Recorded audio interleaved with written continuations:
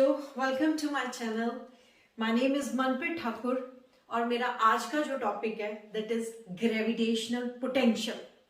All of first मैं आप लोगों को पोटेंशियल का मतलब समझाना चाहती हूँ। What do you mean by the potential?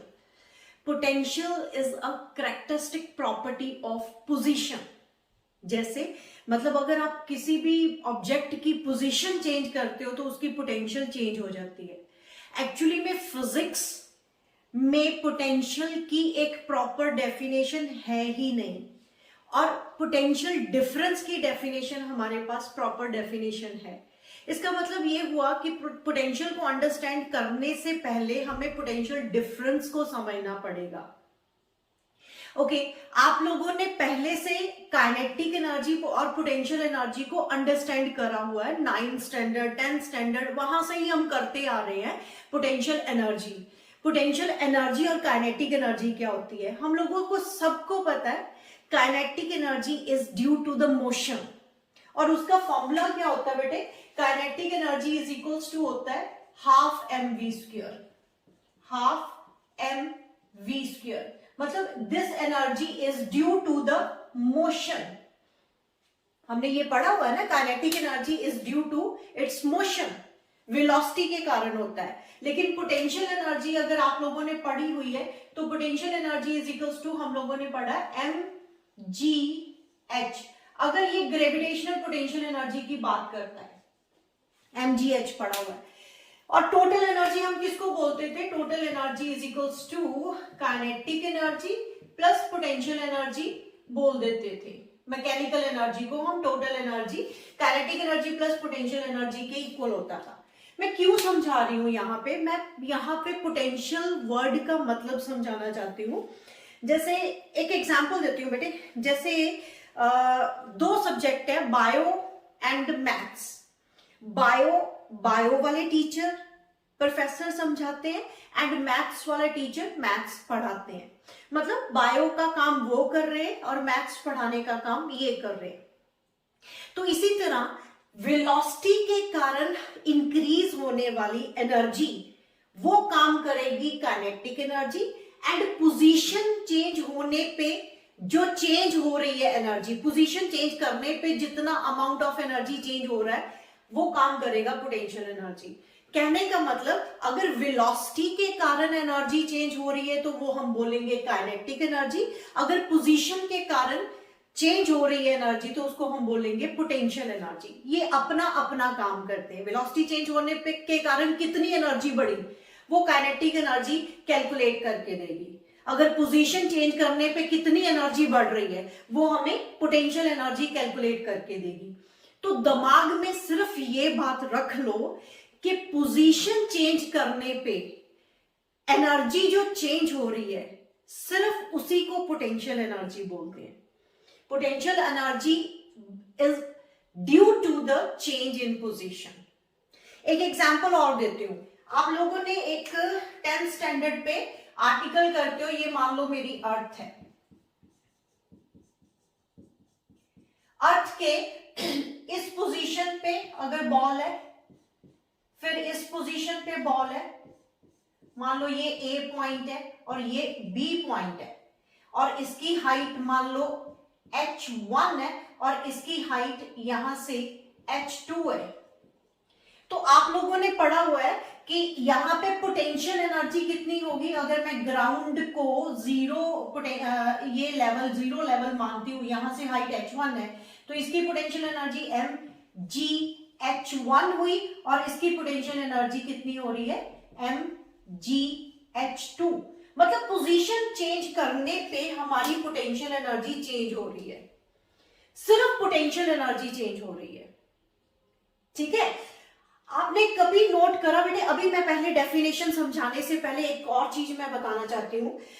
मुझे ये बताओ कि यहां से मतलब यहां से लेवल से, ग्राउंड लेवल से किसी बॉल को उठा के मैं जब यहां पे लेके जाऊंगी तो आई एम डूइंग वर्क।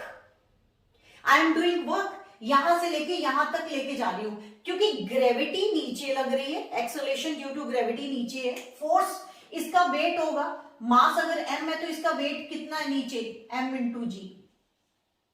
और आप कितनी, अब ये देखो ना बेटे, ये इसको वेट कितनी फोर्स नीचे लग रही है, अगर मैं यहाँ पे एक अलग से बनाती हूँ, बॉल बना दिया इसको, ये नीचे कितनी फोर्स से नीचे गिरेगी, m इंटू जी से। लेकिन मुझे यहां पे इसको पहुंचाना है तो मुझे क्या करना पड़ेगा, इतनी ही फोर्स लगा के ऊपर लेके जाऊंगी। तो मैंने फोर्स ऊपर लगाई mg, और आप कितना डिस्टेंस कवर कर रहे हो, h। तो वर्क डन कितना हुआ, work done is equal to होता है force into distance, force into distance हो जाएगा। फोर्स कितनी, m इंटू जी, और डिस्टेंस आपने कितना कवर करा, h, यहां से यहां तक। मेरी बात ध्यान से समझना, क्योंकि मुझे इस डेफिनेशन में जो स्टूडेंट्स को कंफ्यूजन करती है टर्म्स, वो एक्सप्लेन करनी है। अभी ध्यान से देखो, यहां से यहां बॉल को पहुंचाना है मुझे पता है कि इस बॉल को ऊपर ले जाने के लिए मुझे कुछ वर्क करना पड़ेगा। कितना वर्क करना पड़ा, जितनी मैंने फोर्स लगाई और जितना मैंने डिस्टेंस कवर करा, क्योंकि हमें पता है work done is equal to force into distance होता है। ठीक है जी। अब आप ध्यान से सोचो, कभी आपने सोचा mg नीचे लग रही है, mg सिर्फ ऊपर लगा रहे हैं। हमेशा आप लोगों ने पोटेंशियल एनर्जी का फॉर्मूला क्या पढ़ा, mg इंटू एच, फोर्स कितनी mg, डिस्टेंस कितना कवर करा h, पोटेंशियल एनर्जी आज तक आप mgh पढ़ते आ रहे हो।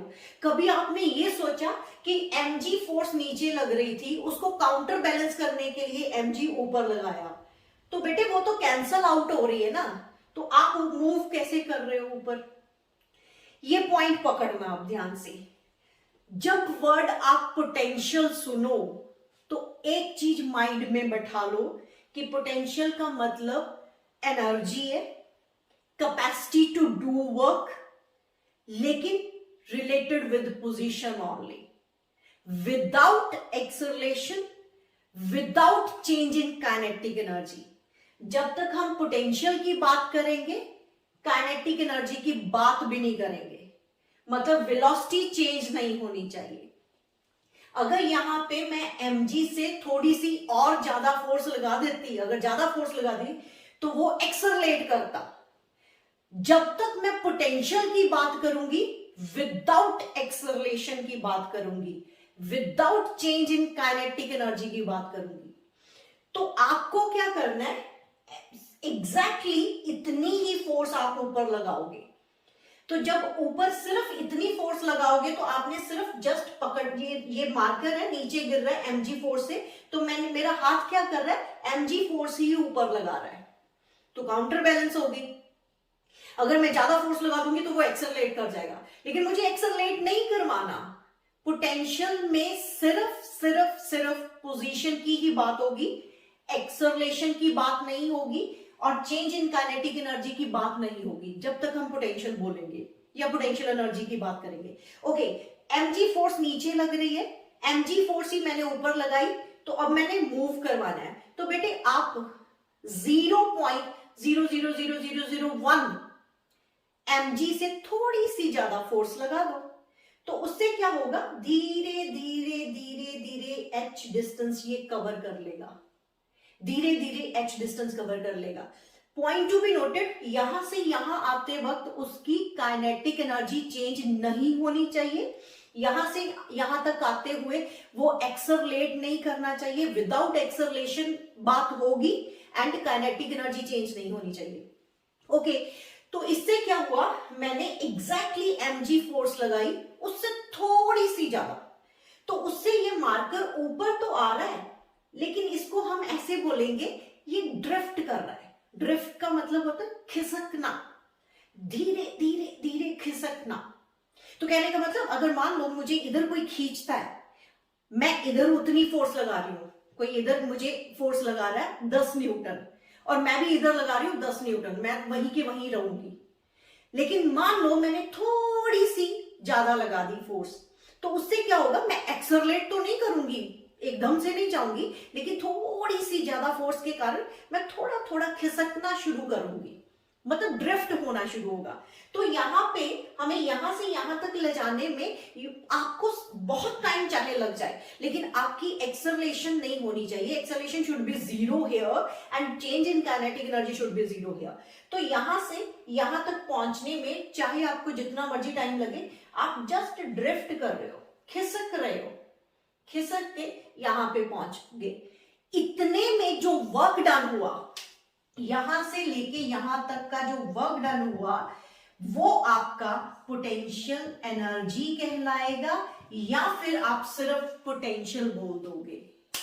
आई repeat again, potential means energy, capacity to do work, ये कैपेसिटी टू डू वर्क, लेकिन शर्त ये है, कंडीशन ये है कि वो वर्क जब आप कर रहे हो, काइनेटिक एनर्जी चेंज नहीं होनी चाहिए, एक्सेलरेशन नहीं बढ़नी चाहिए, एक्सेलरेट नहीं करना चाहिए, वो जो ऑब्जेक्ट आप ऊपर लेके जा रहे हो वो जस्ट ड्रिफ्ट करनी चाहिए।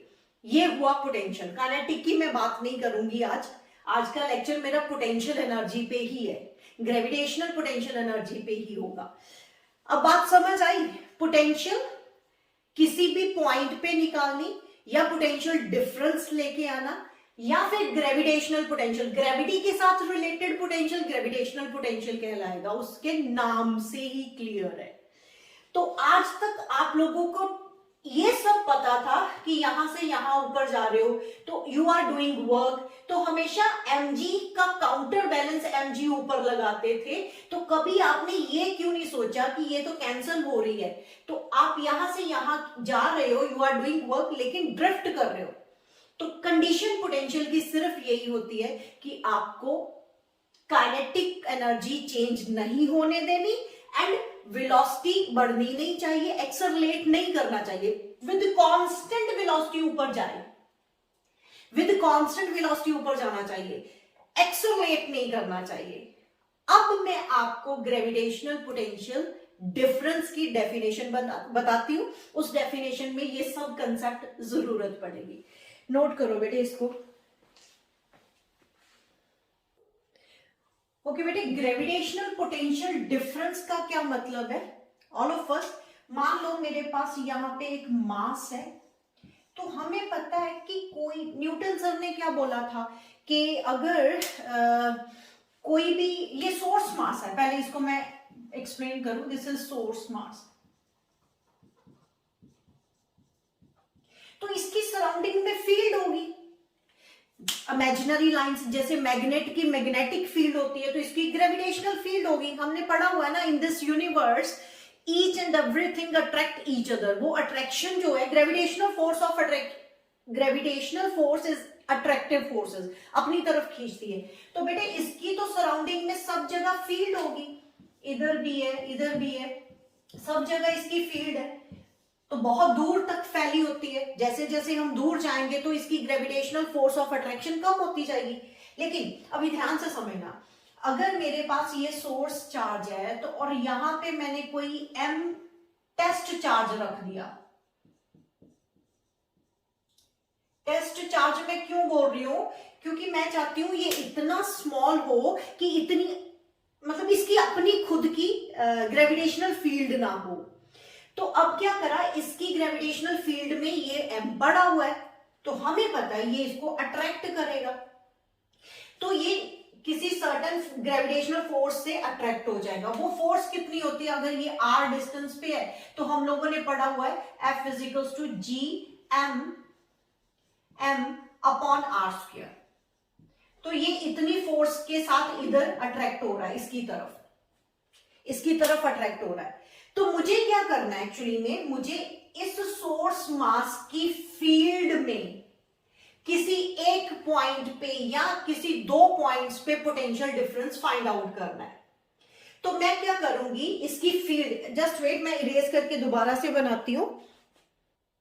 ओके, ध्यान से देखो, अभी मैंने डेफिनेशन क्या लिखा, it is the amount of work done per unit mass in bringing it from one point to another point in the field of source mass भी लिख सकते हो, without acceleration या फिर without changing kinetic energy। मेरे पास यहाँ पे m मास की फील्ड है, यहाँ पे ये दो पॉइंट्स हैं जहां पे मुझे ग्रेविटेशनल पोटेंशियल फाइंड आउट करना है। तो क्या करूंगी, मान लो मेरा ये पॉइंट A पॉइंट है और ये पॉइंट B पॉइंट है, तो मुझे इसकी फील्ड में इन दो पॉइंट्स पे पोटेंशियल डिफरेंस फाइंड आउट करना है।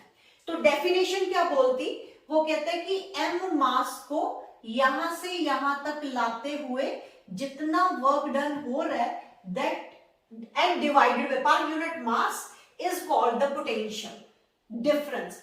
मतलब क्या हुआ कि अगर पोटेंशियल का सिंबल V होता है, अगर यहाँ पे पोटेंशियल VA है और यहाँ पे पोटेंशियल VB है, तो पोटेंशियल डिफरेंस क्या हुआ, B पॉइंट से A आ रहे हो, यानी final potential minus initial potential, मतलब VA माइनस VB, ये फाइनल वाला है।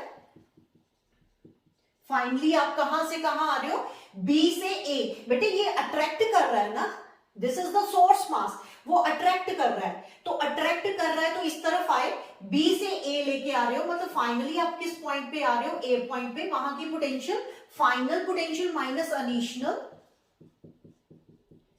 इज इक्वल्स टू, यहां से यहां आते वक्त जो वर्क डन हुआ, कहां से कहां आ रहे हो, B से A लेके आ रहे हो, B से A आ रहे हो, डिवाइडेड बाय कितने मास को लेके आ रहे हो, M को। तो this is according to the definition. अब डेफिनेशन को एक बार से फिर पढ़ो, the amount of work done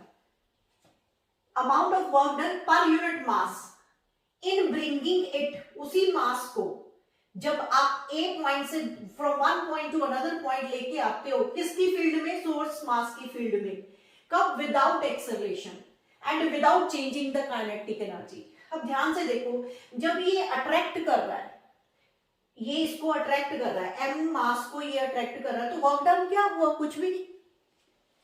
अगर मुझे कोई खींच रहा है तो मेरे कारण थोड़ी वर्क डन हो रहा है, कोई अपने आप ही, जैसे ये ले लो पेन, अभी मैंने छोड़ा इसको तो ग्रेविटी अपनी तरफ अट्रैक्ट कर रही है, तो कौन सा वर्क करा, वो तो अपने आप ही अट्रैक्ट हो रहा है। लेकिन विदाउट एक्सेलरेशन या विदाउट चेंजिंग काइनेटिक एनर्जी, उससे क्या हुआ, ये अट्रैक्ट तो हो रहा था।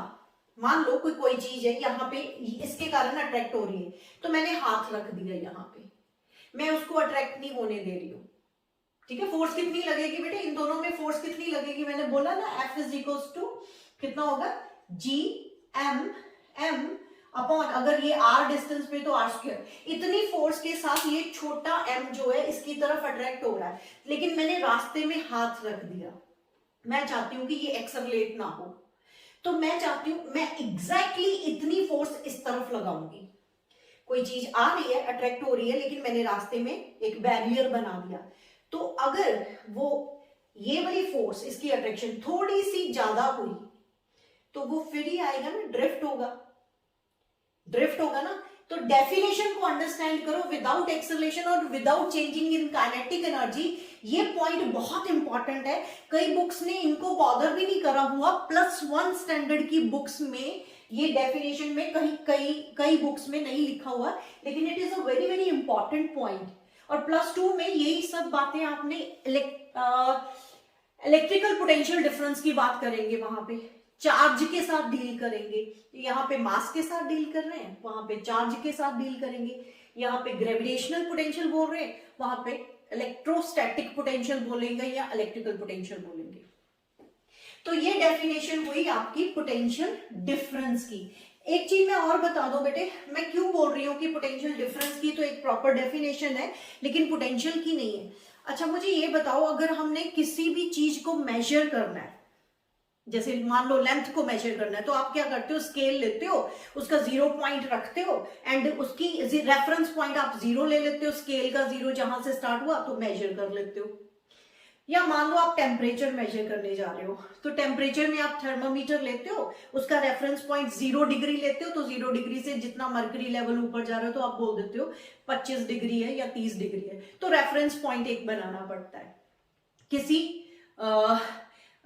जैसे इसमें भी हमें क्या करना पड़ेगा, पोटेंशियल डिफरेंस तो हमें पता चल जाता है, लेकिन हमें इतना नहीं पता चलता कि एक पॉइंट पे पोटेंशियल क्या होगा। किसी एक पॉइंट पे पोटेंशियल अगर फाइंड आउट करना है तो हमें एक रेफरेंस पॉइंट बनाना पड़ेगा। तो रेफरेंस पॉइंट हम बनाएंगे इन्फिनिटी को। क्यों? क्योंकि इनफाइनाइट डिस्टेंस पे पोटेंशियल हम 0 मान के चलते हैं। जैसे स्केल में क्या होता है, 0 से 1 सेंटीमीटर 2 सेंटीमीटर आप 0 को रेफरेंस पॉइंट मान लेते हो, या थर्मोमीटर में 0 डिग्री को आप रेफरेंस पॉइंट मान लेते हो, तो आप टेम्परेचर बता देते हो कि इस 0 के कंपैरेटिवली 25 डिग्री बढ़ गया या 30 डिग्री बढ़ गया, व्हाटएवर। आप लेंथ के केस में भी बोल देते हो, इस यहां से स्टार्ट कर रहे हो तो 2 सेंटीमीटर 3 सेंटीमीटर व्हाटएवर।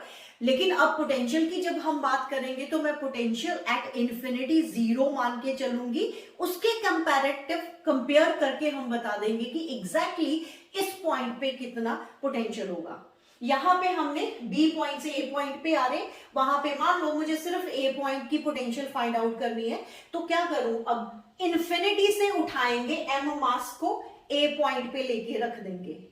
तो इन्फिनिटी से जब ए पॉइंट पे लेके रखेंगे तो जितना अमाउंट ऑफ वर्क डन होगा without acceleration and without changing in kinetic energy, तो वो वर्क डन पर यूनिट मास आपका पोटेंशियल एट अ पॉइंट होगा। नोट करो इसको, मैं पोटेंशियल की डेफिनेशन देती हूं। अब देखो बेटे, मैंने डेफिनेशन लिखी gravitational potential at a point. फिर अगेन वही मेरे पास एक सोर्स मास है जिसकी सराउंडिंग में फील्ड है, उसके यहां पे कोई एक पॉइंट है ए पॉइंट, कोई सर्टेन डिस्टेंस आर पे, तो मुझे यहां पे पोटेंशियल फाइंड आउट करनी है। इस बार मुझे वी ए फाइंड आउट करनी है। तो वो कैसे करेंगे, हम इस मतलब एक मास उठाएंगे फ्रॉम इन्फिनिटी से, यहां पे मान लो इन्फिनिटी है, इन्फिनिटी से उठा के यहां पे लेके रख देंगे एम मास को, यहां से यहां तक लाते हुए जो वर्क डन हुआ that is called the potential at a point. The amount of work done per unit mass in bringing it from infinity to that point in the field, इसकी field without acceleration without changing in kinetic energy. तो अभी potential आप finally किस point पे आ रहे हो, ए पे, और कहां से चले थे, इन्फिनिटी से, इज इक्वल्स टू ये वर्क डन कहां से कहां हो रहा है, इन्फिनिटी से आपने शुरू करा, ए पॉइंट पे लाके रख दिया, डिवाइडेड बाय मास कौन सा लेके आ रहे हो, एम। तो इन्फिनिटी पे potential v infinity is equals to 0 होता है, और यहां पे आपका v a is equals to डब्ल्यू इंफिनिटी से ए पॉइंट तक divided by m. This is the expression for the gravitational potential at a point. अब मुझे मेन बात बतानी है कि वर्क डन, बेटे अगर मैं कुछ ना करूं, यहां पे एम मास रख दूं इसकी फील्ड में, तो वो मास तो अपने आप ही आ जाएगा। जब वो अपने आप आ रहा है तो कोई वर्क डन नहीं हो रहा, आप वर्क डन कर रहे हो, इसको मैंने रोक दिया तो मैं फोर्स उसको उस दूसरी तरफ लगा रही हूं, एग्जैक्टली काउंटर बैलेंस कर रही हूं। तो जब एग्जैक्टली काउंटर बैलेंस कर रही हूं तो वो अगर थोड़ी सी 0.0000 समथिंग 0.0001 अगर न्यूटन फोर्स थोड़ी सी ज्यादा हुई तो वो आएगा इधर, लेकिन वो ड्रिफ्ट करेगा। तो ड्रिफ्ट करने का मतलब कांस्टेंट वेलोसिटी से आ रहा है, ड्रिफ्ट करने का मतलब उसकी एक्सेलरेशन नहीं बढ़ रही, क्योंकि नेट फोर्स हमने 0 कर दी, जितनी फोर्स वो लगा रहा था उतनी ही फोर्स हमने लगा दी, नेट फोर्स 0 है, इसलिए वो एक्सेलरेट नहीं करेगा और वो जस्ट ड्रिफ्ट करेगा और काइनेटिक एनर्जी उसकी चेंज नहीं हो रही। ये कंडीशन है, ये डेफिनेशन की कंडीशन है। मैंने बोला था ना पोटेंशियल का मतलब ही ये होगा सिर्फ पोजीशन चेंज करनी, यहां से यहां तक, लेकिन वो पोजीशन जो चेंज हो रही है उसके कारण काइनेटिक एनर्जी बढ़नी नहीं चाहिए, एक्सेलरेट नहीं करना चाहिए, तो आपको एग्जैक्टली उतनी ही फोर्स लगानी पड़ेगी। अब फिर से मैं बात बताने जा रही हूं, ये अगर मैं फोर्स नहीं लगाती हूं तो वो अपने आप आ जाएगा इसकी तरफ, तो वो तो अट्रैक्शन हुई, काम थोड़ी हुआ, वो तो अपने आप आ रहा है। काम आप कर रहे हो, यानी एक्सटर्नल एजेंसी काम कर रही है, इस एक्सटर्नल एजेंसी के कारण ही वर्क डन हो रहा है। तो यहां पे जो वर्क डन होता है इट इज ड्यू टू ये एक्सटर्नल एजेंसी के कारण है, it is external work done, it is external work done. ये बात ध्यान से समझना है कि काम तो आप कर रहे हो ना बेटे, आप रोक रहे हो, रोक नहीं रहे हो आप उसको, उसकी बस एक्सलरेट होने से रोक रहे हो उसको। हम चाहते हैं कि यहां से यहां पहुंच जाए, लेकिन हम उसको एक्सलरेट नहीं होने देंगे, रास्ते में रोकेंगे, तो वो थोड़ी सी फोर्स ज्यादा होने से वो ड्रिफ्ट करता हुआ यहाँ पे पहुंच जाएगा। और जितना काम हुआ है इसके दौरान, इस प्रोसेस में, that is called the gravitational potential at a point. ये दो डेफिनेशन अच्छे से समझ लो। अभी मैं इसके एक्सप्रेशन दूंगी। ओके, ग्रेविटेशनल पोटेंशियल एनर्जी भी बताऊंगी और ग्रेविटेशनल पोटेंशियल भी बताऊंगी। अब बेटे, ग्रेविटेशनल पोटेंशियल जो अट्रैक्शन के कारण है, इसका रिजल्ट भी नेगेटिव आने वाला है, और ग्रेविटेशनल पोटेंशियल एनर्जी का रिजल्ट भी, जो एक्सप्रेशन निकलेगा, फाइनल रिजल्ट आएगा, वो नेगेटिव आएगा। वो एक्सप्रेशन मैं करवाने जा रही हूं, इसको नोट करो।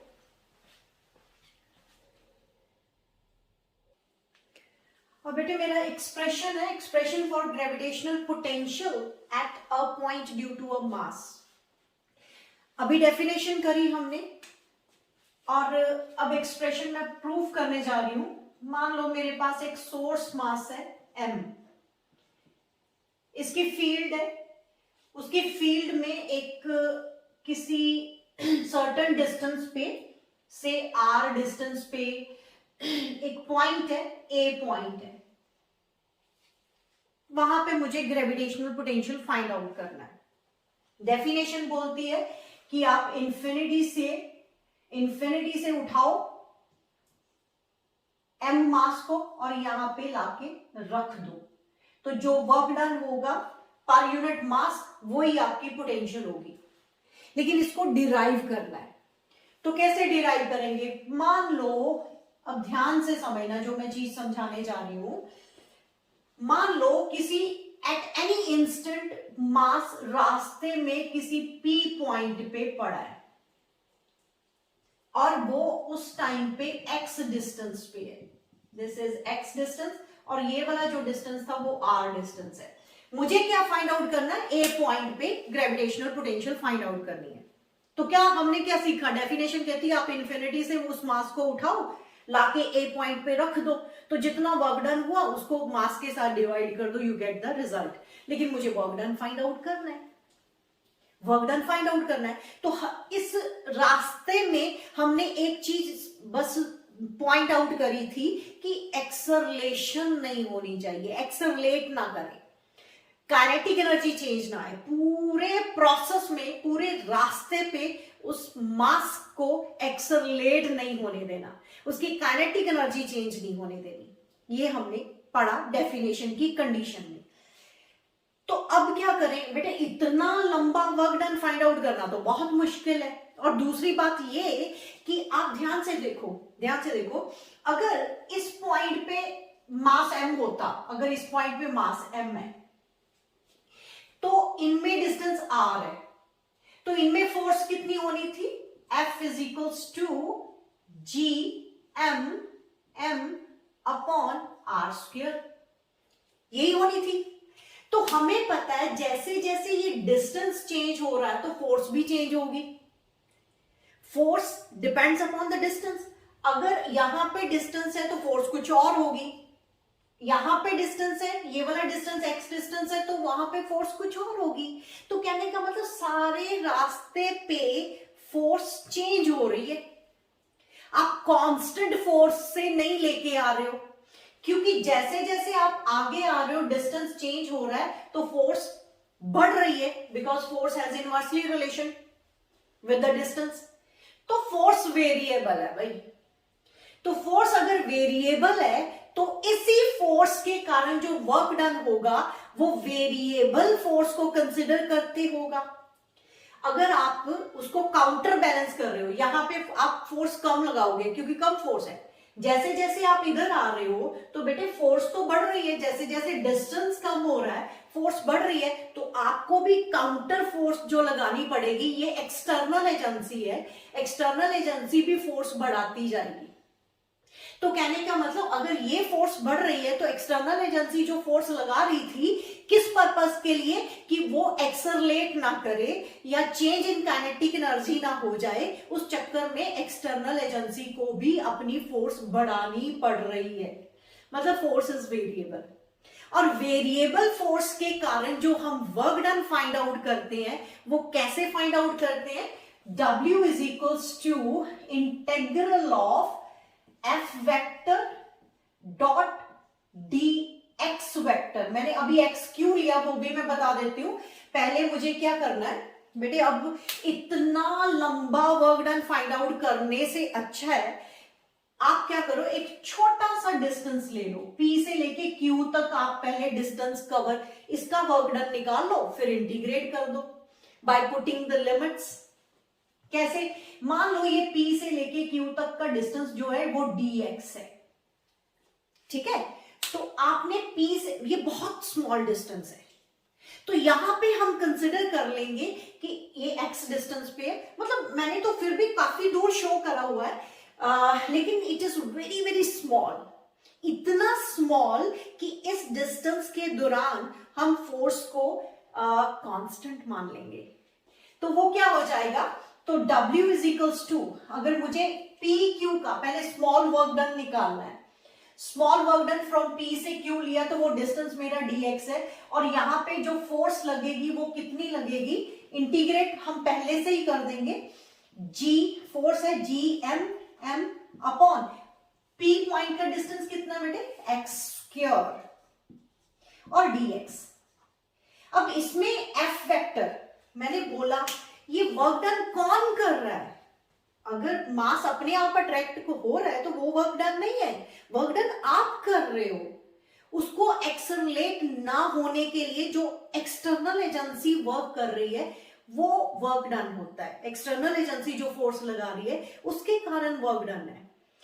अगर ये अट्रैक्ट इस तरफ हो रहा है तो आप उस तरफ फोर्स लगा रहे हो, तो फोर्स उस तरफ, डिस्टेंस आप इधर मूव कर रहे हो, तो एक्सटर्नल फोर्स किस तरफ है, एक्सटर्नल फोर्स जो आप लगा रहे हो इतनी ही एग्जैक्टली लगाओगे, GM M upon x square, लेकिन आप इस तरफ लगा रहे हो उसको रोकने के लिए, लेकिन डिस्टेंस कवर कर रहे हो इधर, तो बेटे डॉट प्रोडक्ट है तो यहां पे cos 180 आ जाएगा, क्योंकि फोर्स लगी उधर, डिस्प्लेसमेंट हो रहा है इधर, and angle between them is 180, force F external इस तरफ एंड डिस्प्लेसमेंट हो रहा है इस तरफ, dx डिस्टेंस इधर, एंगल बिटवीन देम इज 180, तो cos 180 हो गया। उसके बाद एक और चीज, नेगेटिव साइन लगेगा, कैसे लगेगा बेटे, एक तो cos 180 के कारण नेगेटिव आ जाएगा, वो नेगेटिव मैं लगा दूंगी। एक और चीज, जैसे आपका डिस्टेंस dx बढ़ रहा है, इस तरफ जाओगे तो dx बढ़ता जा रहा है, लेकिन x छोटा होता जा रहा है, dx और x का वेरिएशन, dx बढ़ रहा है, ये देखो P से x की, P से Q की तरफ अगर मैं लेके जा रही हूं और डिस्टेंस बढ़ा रही हूं तो dx बढ़ रहा है, लेकिन x कम हो रहा है, तो इसके कारण एक नेगेटिव साइन आएगा। यहां पे मैं लिख दी हूं as dx increases x decreases, therefore put negative sign here। तो यहां पे नेगेटिव मैं लगा दूंगी इसके कारण, तो आपका आ गया W इज इक्वल टू, अभी लिमिट्स पुट करनी है, ये वैसे स्मॉल वर्क डन था जिसको हमने इंटीग्रेट कर दिया, इंटीग्रेशन का मतलब समझते हो ना, छोटे छोटे पैचेस को ऐड करना, पहले हमने इतना वर्क डन कर निकाला, स्मॉल वर्क डन, ऐसे ऐसे करते करते करते करते सारे वर्क डन निकाल लिए और प्लस कर दिया, प्लस मैथ्स में क्या बोलते हैं, इंटीग्रेशन।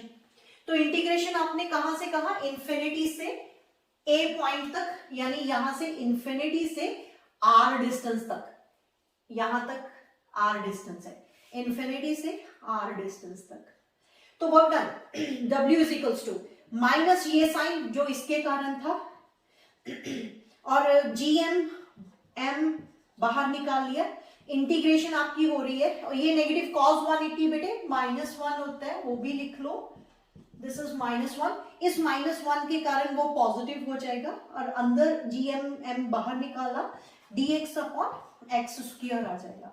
इसकी इंटीग्रेशन आपको सॉल्व करनी आती है, मैंने बहुत बार इंटीग्रेशन स्टेप करवा दिए, जैसे W इज इक्वल्स टू आ गया GM M और यहां पे सॉल्व करोगे तो ये आपका x raise to power -2 + 1 upon -2 + 1।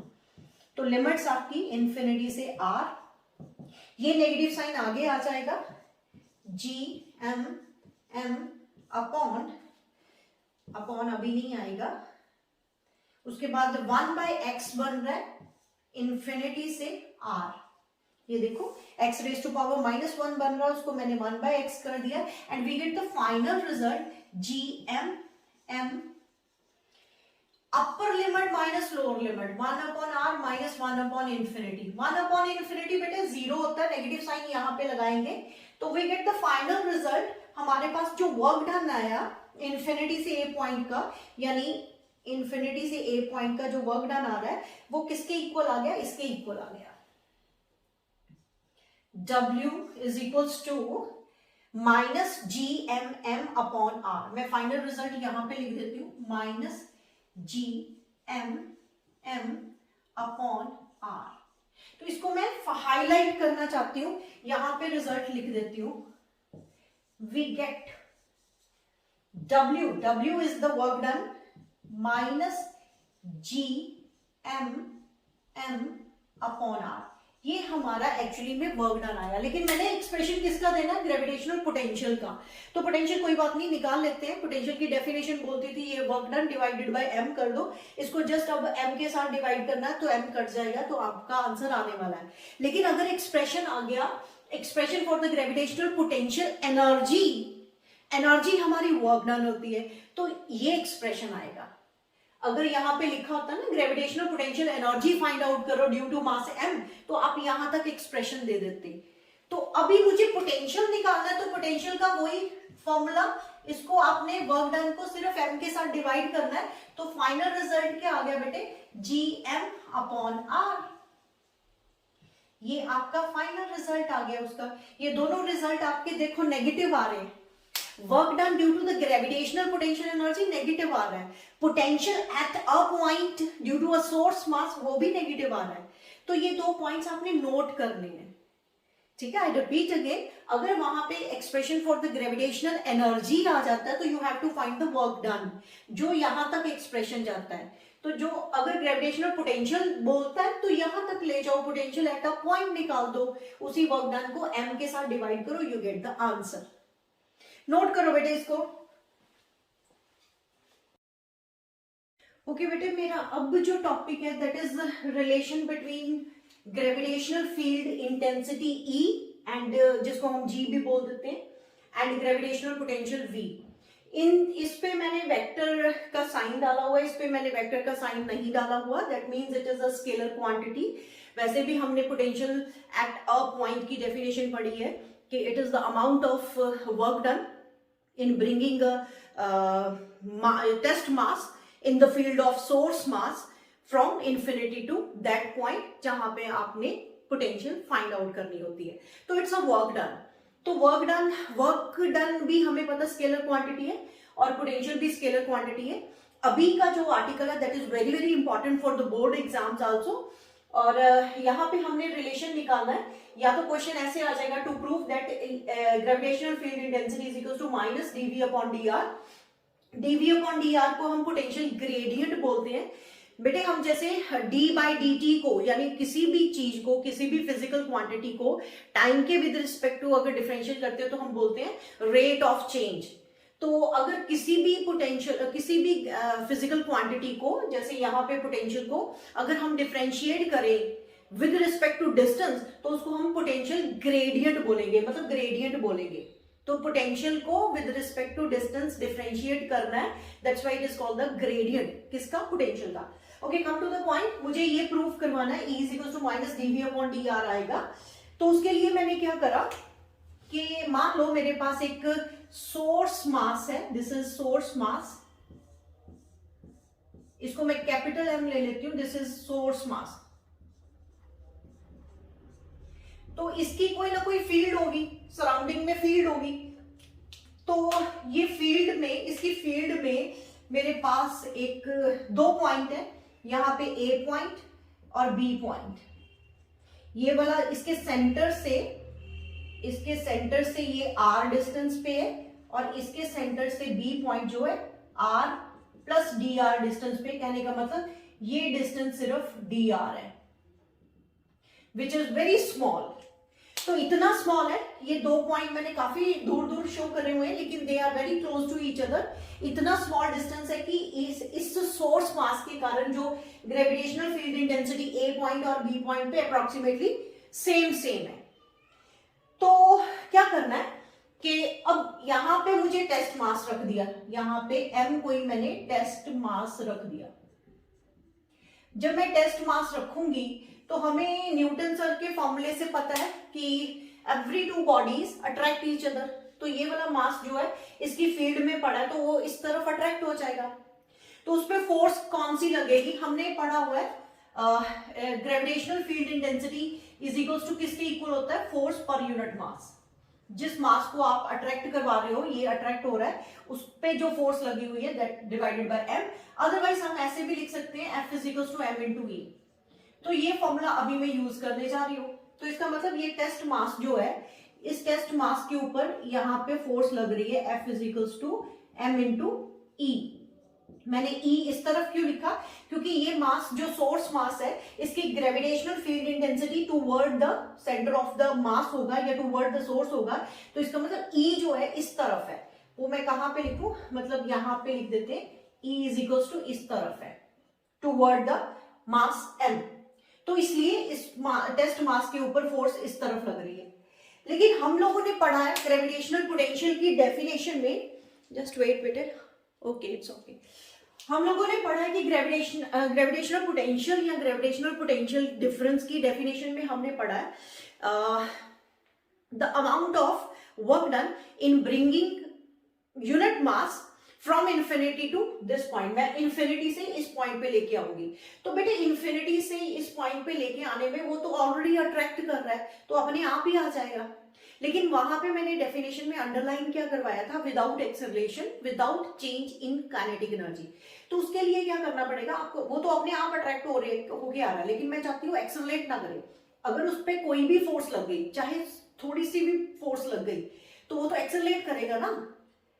तो मैं नहीं चाहती हूँ कि एक्सेलरेट करे, मैं नहीं चाहती हूँ कि उसकी काइनेटिक एनर्जी चेंज हो, मतलब वेलोसिटी चेंज नहीं होनी चाहिए, वेलोसिटी यूनिफॉर्म वेलोसिटी से आना चाहिए। तो क्या करें, आप इधर से फोर्स लगा दो, एक्सटर्नल फोर्स लगा दो।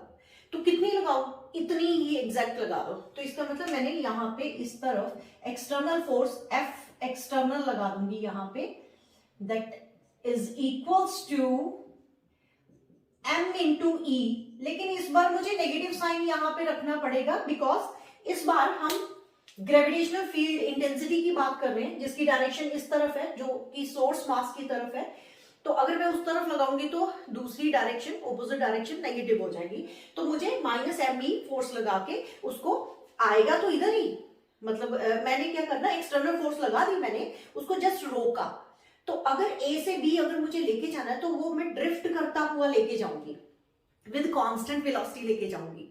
तो एक्सेलरेट नहीं होना चाहिए, net force that should be zero, so that कि एक्सेलरेट ना करे। ओके, तो हमने क्या करा, dr डिस्टेंस इधर मूव करवाएंगे, उसको ड्रिफ्ट करवाते हुए by applying the external force जो कि माइनस m ई है। तो यहां पे वर्क डन होगा, यहां से लेके यहां तक जाते जाते उसको वर्क डन होगा। वो वर्क डन किसके इक्वल होगा वो मुझे फाइंड आउट करना है। तो वर्क डन जो है फ्रॉम ए से बी जा रहा है, A to B, is equal to किसके इक्वल होगा, F external F vector dot dr vector. उस तरफ डिस्टेंस आप कवर कर रहे हो, F एक्सटर्नल उस तरफ, dr डिस्टेंस उस तरफ, तो एंगल बिटवीन देम इज 0, तो cos 0 1 होता है। तो मैं सीधा लिखने जा रही हूँ F एक्सटर्नल मेरी माइनस m इंटू ई है और इंटू dr आ गया। ये मेरा वर्क डन A से B तक का है। ओके, अब मुझे पोटेंशियल, हम लोगों ने ऑलरेडी डेफिनेशन करी हुई है, जैसे A से B जा रहा है तो हम पढ़ते हैं final potential minus initial potential is equal to the work done from A to B divided by जो आप मास लेके जा रहे हो m। तो ये तो according to the definition of potential difference. Potential difference क्या था, आप कहां से कहां जा रहे हो, A से B जा रहे हो, तो final potential minus additional potential यानी VB minus VA is equals to work done, कहां से कहां, ए से बी लेके जा रहे हो, वो वर्क डन मैंने यहाँ पे पुट कर देना, डिवाइडेड बाय एम कर देंगे, तो वी गेट द रिजल्ट।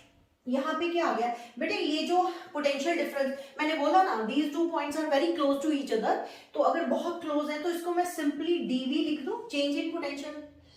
तो change in potential is equals to क्या आ गया, ये वर्क डन की वैल्यू मैं minus M E into D R put करने जा रही हूँ और डिवाइडेड बाय एम कर दूंगी, एम से एम कट गया and we get minus E D R, minus E D R. तो लुक एट दिस, हमारा रिजल्ट बनने जा रहा है अब। तो मुझे ई निकालना है, डी आर उस तरफ ले जाओ, नेगेटिव साइन भी उस तरफ लेके जाओ, तो we get E is equals to minus DV upon D R. तो ये मेरा फाइनल रिजल्ट आ गया, this is my final result जो मुझे प्रूव करना था। मतलब हमें पोटेंशियल ग्रेडियंट जो डीवी अपॉन डी आर है वो किसके इक्वल आ रहा है, ग्रेविटेशनल फील्ड इंटेंसिटी के इक्वल आ रहा है विद नेगेटिव साइन। तो नेगेटिव साइन दिमाग में रख के ही चलना है। अगर आपका ग्रेविटेशनल फील्ड इंटेंसिटी इस तरफ है तो ये जो नेगेटिव साइन शो कर रहा है कि हमारी एक्सटर्नल फोर्स जो है उसके ऑपोजिट लगी थी, जिसके कारण हमें माइनस एम ई लगाना पड़ा, नेगेटिव साइन वहां से आ रहा है। इसको नोट करो। अब इसके साथ रिलेटेड मैं 2-3 न्यूमेरिकल्स करवाती हूँ एंड आफ्टर दैट हम अपना लेक्चर कंप्लीट करेंगे। ओके बेटे, कुछ पॉइंट्स नोट करो, नोट में आप लिख देना अपने नोट्स में। नोट में लिखो, एक तो हमने अभी क्या करा, अभी हमने करा dV upon D r is equals to minus E लिख लो या minus E dV, dV upon D r is equals to E लिखा है ना। तो यहां से हम dV is equals to actually में E vector dot D r लिख सकते हैं और with negative sign.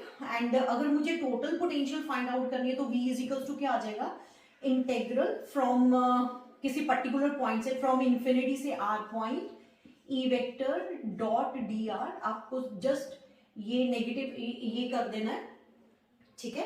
And after that एक और चीज मैं बता दूं बेटे, जब डी आर बोल रहे हम तो इसका मतलब वो हमारे पास कंपोनेंट्स भी हो सकते हैं।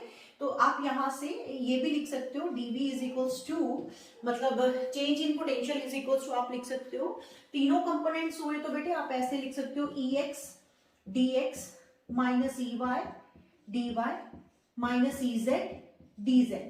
कहने का मतलब मेरे पास इलेक्ट्रिक ग्रेविटेशनल फील्ड के 3 कंपोनेंट्स हुए along X axis, Y axis and Z axis, तो आप उसको इस टर्म में भी लिख सकते हो। और यहाँ पे हम ऐसे भी लिख सकते हैं E x is equals to क्या होगा, जैसे यहाँ पे E x is equals to minus curly V by curl x, E Y is equals to minus curly V by curly y, और E z is equals to minus curly V by curly z. तो ये points आपको note करने हैं। एक और चीज मैं बता दूं, अगर ये इसमें होगा if y and z are constant,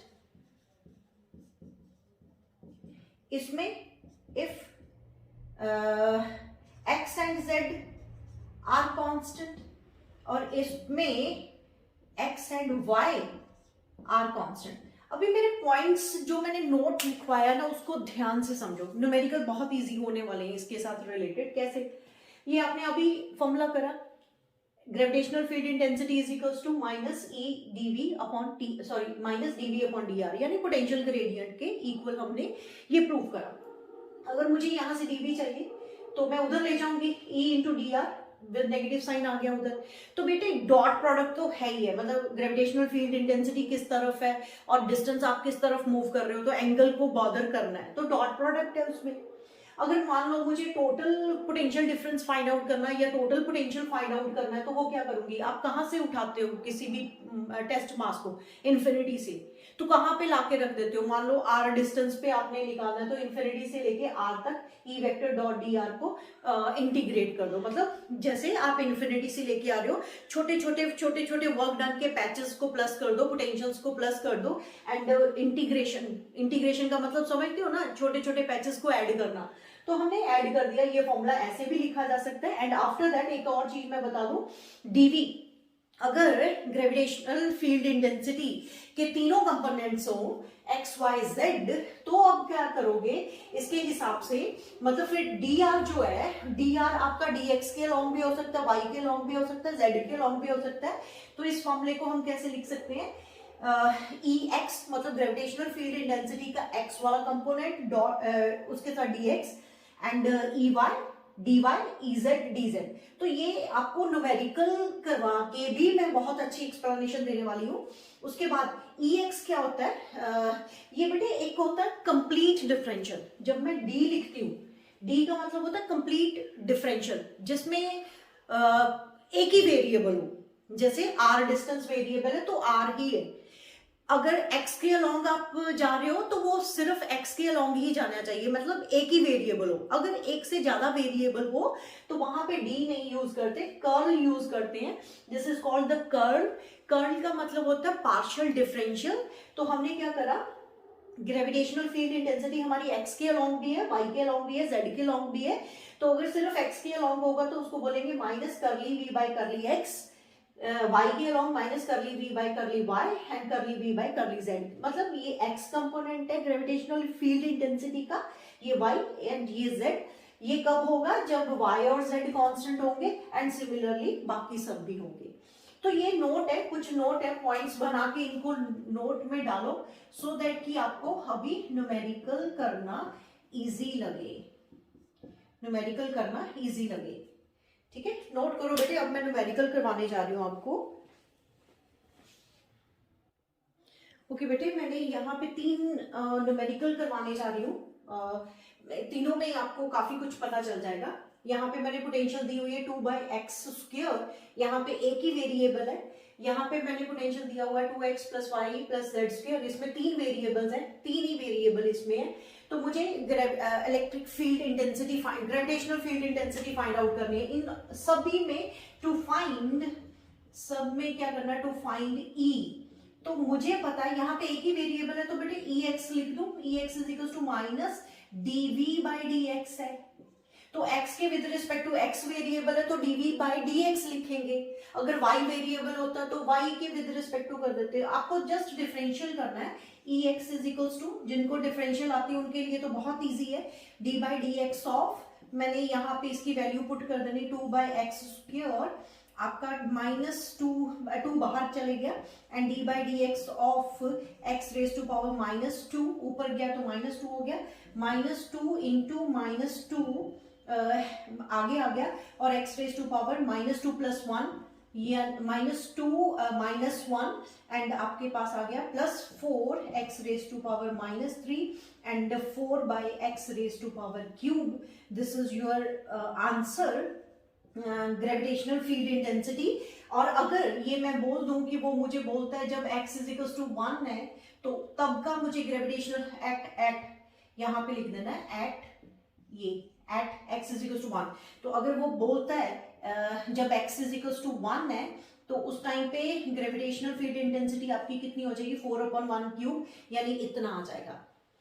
तो ये आपका ग्रेविटेशनल फील्ड इंटेंसिटी, जिसको आप न्यूटन पर केजी भी कर सकते हो, इसकी यूनिट लिख सकते हो। अब यहाँ पे फिर वो यही बोलता है टू फाइंड, आपको अगेन E फाइंड आउट करना है। अभी आपके पास वेरिएबल तीनों है तो एट 1 और 1 कर देती हूँ मैं, इजी ले रही हूँ। अगर 2 3 लिया या कुछ और लिया तो मुझे कैलकुलेशन करने में प्रॉब्लम होगी। मुझे मेरा मेन मकसद था आपको एक्सप्लेन करना। ओके, हियर सारे के सारे वेरिएबल्स हैं तो आपको Ex भी निकालना पड़ेगा, Ey भी निकालना पड़ेगा, Ez भी। तो आप क्या करो, पहले Ex निकालते हैं। Ex = -curly v/curly x। इस बार मेरे पास 3 वेरिएबल है तो इसीलिए मैंने यहाँ पे कर्ल वर्ड यूज कर लिया। इसी तरह जब इसको डिफरेंशियल, जस्ट वेट, जब इसको डिफरेंशियल करेंगे तो आप क्या करोगे, जस्ट वेट बेटे,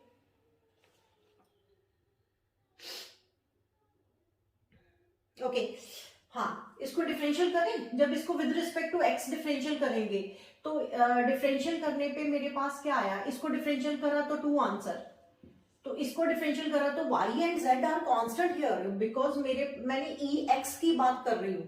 तो +0 + 0 हो जाएगा तो आपका आंसर है -2 एंड इसी तरह ई वाई निकालती हूँ तो minus curly V by curly Y, Y के विद रिस्पेक्ट टू इसको डिफरेंशियल करूंगी तो ये 0 ये 1, y को डिफरेंशियल करोगे तो 1 आएगा ना, तो E Y is equals to कितना आ गया -1। बेटे मुझे करवाने की जरूरत नहीं है अब, 2x x के विद रिस्पेक्ट टू जब हम कर रहे हैं तो सिर्फ x डिफरेंशिएट हुआ, y के विद रिस्पेक्ट टू जब कर रहे हैं तो y ही डिफरेंशिएट होगा, y की डिफरेंशियल 1 होगी, ये और ये 0 हो जाएंगे। एंड सिमिलरली ई z करोगे तो यहाँ पे z स्क्वायर है तो उसका -2z आ जाएगा। अब वो कहता है कि 1 1 1 पे मुझे electric field gravitational field intensity find out करके दो, तो आप ई वेक्टर कैसे लिखोगे, जैसे ई एक्स कितना आया, आप ऐसे लिखोगे ना, E x i cap plus E y j cap and E z k cap, ऐसे लिखोगे ना बेटे। तीनों कंपोनेंट्स, ई एक्स मेरा किसके इक्वल आया था, -2 आई कैप, और ई वाई कितना आया -1 जे कैप, एंड ई जेड कितना आया -2z के कैप, 2z के कैप। लेकिन वो बोलता है कि 1 1 1 पे करो, x y तो हमारे पास यहाँ पे है ही नहीं, z की वैल्यू 1 पुट करते हो तो इलेक्ट्रिक फील्ड इंटेंसिटी एट 1 1 1 पे आपके पास आया -2 आई कैप -j कैप, 1 लिखने की जरूरत नहीं है, -2 k कैप। ठीक है, अगर यहाँ पे वो मॉड निकालने को बोलता है कि मैग्नीट्यूड निकाल के दो, तो आपको मॉड निकालना भी मैंने सिखाया हुआ है। मैग्नीट्यूड -2 का स्क्वायर प्लस -1 का स्क्वायर प्लस -2 का स्क्वायर, इसको सॉल्व करोगे and then you get the final result. I repeat again, यहाँ पे मेरे पास 3 वेरिएबल थे x y z, और electric field gravitational field intensity 1 1 1 पे निकालने को बोलता है, तो हमने फॉर्मूला तो वही लगाया, E x is equals to minus curly V by curly x, मतलब सिर्फ x के विद रिस्पेक्ट टू हम डिफरेंशियल करेंगे। मैंने नोट में लिखवाया कि अगर हम x के विद रिस्पेक्ट टू डिफरेंशियल कर रहे हैं तो y और z कांस्टेंट कंसिडर करेंगे, तो ये खत्म करो, ये कांस्टेंट है तो इनकी डिफरेंशियल 0 हो जाएगी और सिर्फ यही डिफरेंशिएट होगा, 2x की डिफरेंशियल 2, नेगेटिव साइन फॉर्मूले में जो है -2 आ गया। सिमिलरली इसी को डिफरेंशियल जब y के विद रिस्पेक्ट टू करते हैं तो y डिफरेंशिएट होगा, उसकी डिफरेंशियल 1 आ जाएगी, नेगेटिव साइन फिर फॉर्मूले के कारण ये और ये कांस्टेंट कंसिडर होंगे तो उनका मैंने नहीं लिखा। एंड सिमिलरली z के विद रिस्पेक्ट टू जब करते हैं तो ये 0 हो जाएगा और z स्क्वायर की डिफरेंशियल करोगे 2z, नेगेटिव साइन फॉर्मूले के कारण। तो मेरे पास अब मैंने ग्रेविटेशनल फील्ड इंटेंसिटी पूरा लिखना है, तो x के अलोंग हो तो आई कैप, y के अलोंग हो तो j कैप, z के अलोंग हो तो k कैप। यही होता है ना बेटे, किसी भी वेक्टर को रिप्रेजेंट करना तीनों कंपोनेंट्स की फॉर्म में, तो x वाला component i cap plus y वाला component j cap plus z वाला कंपोनेंट k कैप। तो इन सब की वैल्यूज मैंने पुट कर दी, E x E y E z की वैल्यू मैंने पुट कर दी। अब उसने बोला ग्रेविटेशनल फील्ड इंटेंसिटी 1 1 1 पे चाहिए, तो मतलब x की वैल्यू 1, y की वैल्यू 1 और z की वैल्यू 1 पुट कर दो। हमारे पास x और y तो आया ही नहीं था, आ भी जाता तो हम 1 पुट कर देते, सिर्फ z आया तो z की वैल्यू यहाँ पे 1 पुट कर दी। अगर मान लो वो हमारे ग्रेविटेशनल फील्ड इंटेंसिटी का मैग्नीट्यूड फाइंड आउट करने को बोल रहा है, तो आप क्या करोगे, i j k कोएफिशिएंट्स का स्क्वायर करो, ऐड करो, अंडर रूट कर दो, वेरी सिंपल। अब ये वाला देखते हैं, इसमें भी वही होगा। यहां पे देखो, टू फाइंड, जस्ट वेट बेटे, ओके बेटे, अब कुछ ऐसा क्वेश्चन है जैसे v is equals to X Y Z, तो इसमें भी वही है कि इसमें भी वो बोल रहा है कि to find gravitational field intensity, यानी ई फाइंड आउट करने को बोल रहा है, वो भी एट 1 1 1, सभी में मैंने ऐसे ले लिया। तो ठीक है, फिर अगर ई एक्स निकालना है तो उसके लिए क्या करेंगे, minus curl v by curl X. इसमें भी हमारे 3 वेरिएबल्स है ना, 3 वेरिएबल्स हैं, तो फिर हमें जैसे अलग अलग करना पड़ेगा, E x minus curly v by curly x. अभी इसको मैं डिफरेंशियल यहीं पे कर देती हूँ, okay, minus curl by curl x of क्या, x Y z, x Y Z square. अभी ध्यान से देखो, मैंने बोला ना कि जब हम डिफरेंशियल कर रहे हैं विद रिस्पेक्ट टू x और y और z को कांस्टेंट मानेंगे, अगर y और z कांस्टेंट है तो वो बाहर आ जाएंगे ना, तो माइनस y z स्क्वायर बाहर आ गए और x को डिफरेंशियल करा, सिर्फ करली x बाय कर्ल एक्स, वो 1 हो जाएगा ना, तो हमारा आंसर क्या है, माइनस वाई जेड स्क्वायर। ध्यान से सुनो बेटे, यहाँ पे प्लस था तो इन्होंने एक दूसरे को, मतलब यहाँ पे प्लस, बीच में प्लस है तो इसको x के विद रिस्पेक्ट टू डिफरेंशियल करा तो ये 2 आ गया, तो इसका 0 0, लेकिन यहाँ पे प्रोडक्ट में है, तो कौन, अगर y और z कांस्टेंट है तो बाहर निकाल लो ना उसको, जैसे यहाँ पे 2 कांस्टेंट था तो उसको बाहर निकाल लिया था हमने, तो x को डिफरेंशियल कर दिया था, तो x को डिफरेंशियल करने पे 1 आ गया। तो यहाँ पे क्या है, y and z square, y and z both are the constant terms, तो उनको बाहर निकालो, तो डिफरेंशियल कर दो सिर्फ x को, तो x की डिफरेंशियल होती है 1, तो मेरा आंसर आया माइनस वाई जेड स्क्वायर। तो अब मेरे पास E x is equals to कितना आ गया, minus Y Z square. Similarly E Y निकालने जा रही हूं, ई वाई के विद रिस्पेक्ट टू डिफरेंशिएट करूंगी तो बेटे यहाँ पे क्या आएगा, x और z आर कांस्टेंट, तो x और z स्क्वायर बाहर निकालो, तो x एंड z स्क्वायर बाहर आ गए, और differential of y d by curl लिखूंगी मैं, कर्ली बाय y के विद रिस्पेक्ट टू कर रही हूँ, तो y को डिफरेंशिएट करना, तो y की डिफरेंशियल अगेन 1 आ गई, तो आपका आंसर क्या हुआ, नेगेटिव साइन यहाँ पे आएगा माइनस एक्स जेड स्क्वायर। बात समझ आ रही है बेटे, यहाँ पे इसको भी ब्रैकेट में डाल देती हूँ। अब ई जेड निकालना है, तो ई अगर जेड के विद रिस्पेक्ट टू करना है तो आपका एक्स और वाई कांस्टेंट है, एक्स और वाई डिफरेंट बाहर निकाल लेते हैं, and curly by curly Z of Z square, तो जेड स्क्वायर की डिफरेंशियल क्या होगी, 2z, तो आंसर क्या बना, नेगेटिव साइन मत भूल जाना, मैं बार बार बोल रही हूँ यहाँ पे लिखने पे, तो z स्क्वायर की डिफरेंशियल 2z आ जाएगी, 2xy एंड z आ गया। आई रिपीट अगेन, यहाँ पे प्रोडक्ट टर्म्स है, यहाँ पे प्लस टर्म थी, यहाँ पे जब मैं इसको x के विद रिस्पेक्ट टू डिफरेंशिएट करती हूँ तो सिर्फ ये डिफरेंशिएट हुई, ये कांस्टेंट है तो ये 0 हो गई ना, फिर 0 0, यहाँ पे ये डिफरेंशिएट करने जा रही हूँ, यहाँ पे प्रोडक्ट टर्म्स है, तो x के विद रिस्पेक्ट टू अगर डिफरेंशिएट करूंगी तो y और z स्क्वायर जो है वो कांस्टेंट हुआ, वो बाहर आ गया, ये बाहर आ गया, और x को डिफरेंशिएट करा तो वो 1, एंड सिमिलरली y के केस में करती हूँ तो x और z स्क्वायर कांस्टेंट है, वो बाहर आ जाएगा, और y को डिफरेंशियल करेंगे तो y की डिफरेंशियल 1 आ जाएगी, एंड सिमिलरली जब z के विद रिस्पेक्ट टू डिफरेंशिएट करूंगी और xy कांस्टेंट है तो वो बाहर आ जाएगा, xy बाहर आ गया, एंड z स्क्वायर को डिफरेंशियल करा तो मेरे पास 2z आया, 2 मैंने आगे लिख लिया और z लिख दिया। अब मुझे क्या करना है, मुझे ये सब 1 1 1 पे करना है, तो पहले सबसे पहले मैं ई वेक्टर लिख लूं, E vector is equals to किसके इक्वल होगा, E x i cap, E x i cap, E y j cap and E z k cap, तो इनकी वैल्यू मैं पुट करने जा रही हूँ, ई एक्स, एक्स मेरा ये वाला है, तो minus Y Z square i cap minus x z square j cap minus 2xy z k cap, मैंने जस्ट ये वैल्यूज उठाई उसमें भर दी, उसके बाद वो कहता 1 1 1, मतलब x y और z 1 है, 1 इंटू 1 स्क्वायर 1 ही आएगा, तो आपका रिजल्ट क्या आ रहा है, minus I cap minus J cap minus 2k cap.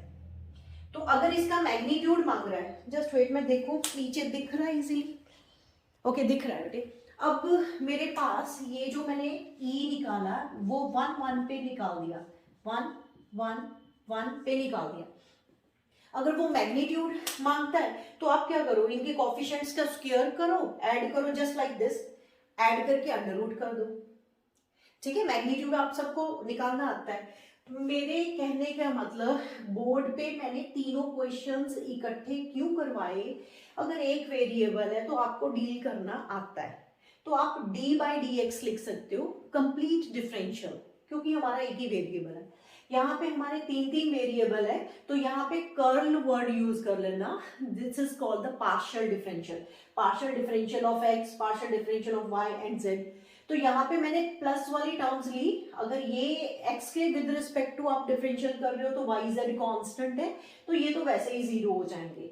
And similarly the remaining question, यहाँ पे मेरी टर्म ये थोड़ा अलग से हो गया था, अलग कैसे हुआ, करना तो ऐसे ही है, x y z, ये these are the product terms, अगर x के विद रिस्पेक्ट टू डिफरेंशियल कर रहे हो तो y z कांस्टेंट है, तो इस बार ये कांस्टेंट जीरोस नहीं होंगे, ये बाहर निकल आएंगे। मतलब b की वैल्यू जब मैंने ये पुट करी तो y and z square these are the constant terms, ये बाहर निकल आए और x को डिफरेंशियल करा जो कि 1 होता है। And similarly the remaining question. तो ये तीनों टर्म्स, तीनों जो टाइप्स है वो बताने का मकसद, इकट्ठा बताने का मकसद सिर्फ यही था कि आपको क्लियर कट पता चल जाए। और बाकी और भी बहुत सारे क्वेश्चन है, प्रैक्टिस कर सकते हो अपनी बुक में से। करना क्या है, डिफरेंशियल डिफरेंशियल करके तीनों कंपोनेंट्स की फॉर्म में आपने फाइनल रिजल्ट लिख देना है। अगर मैग्नीट्यूड मांग रहा है तो उसको ये सॉल्व कर देना है। मैं अपना लेक्चर कंप्लीट करने जा रही हूँ बेटे। अब जो नेक्स्ट लेक्चर आएगा उसमें मैं पोटेंशियल करवाऊंगी, potential due to a hollow sphere and due to a solid sphere. Hollow sphere मैंने ऑलरेडी, आप ना एक काम करना बेटे, आई थिंक सो, जिसमें मैंने gravitational field intensity find out करवाई हुई है ड्यू टू हॉलो स्फीयर के लिए अलग से एक लेक्चर बना हुआ है, और सॉलिड स्फीयर्स के लिए अलग से एक लेक्चर मैंने बनाया हुआ, वहां पे ग्राफ बनाए हुए हैं, प्लीज उनको अंडरस्टैंड करना। मैं डिस्क्रिप्शन में प्ले लिस्ट ऑफ ग्रेविटेशन डाल देती हूँ, वहां पे लेक्चर नंबर जो है वो चूज करो कौन सा लेक्चर नंबर है, और वहां से रिवाइज करो। ग्रेविटेशनल फील्ड इंटेंसिटी जो फाइंड आउट करी हुई है due to hollow sphere and due to solid sphere, उनके ग्राफ स्टडी करो। और जो मेरा नेक्स्ट लेक्चर आएगा हमने फिर से वही ग्राफ बनाने हैं, लेकिन इस बार हम पोटेंशियल के बनाएंगे due to a solid sphere and due to a hollow sphere. Graph change हो जाएंगे बेटे, उनको कंपेयर करेंगे फिर बाद में। Okay, I am going to stop my this lecture. All the very best, God bless you.